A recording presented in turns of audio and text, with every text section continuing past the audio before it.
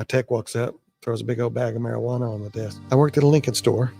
The doctor brought his navigator in, said he had a noise in the left rear, ticking noise when he hit bumps. My tech walks up, throws a big old bag of marijuana on the desk. He goes, "Here's your noise." I was like, "What?" "Yeah, I fixed it." The guy stuffed it in the trim of his headliner. So I took it out. The doctor said, "Hey, we got your car fixed." We didn't want to embarrass him or anything, so he takes it. He leaves. He comes back 10 minutes later. "Who's got my stuff?" I'm like, "What are you talking about?" And he goes, "I had a bag of it." And they're like, "Yeah, that's what was called." And he goes, "I don't care.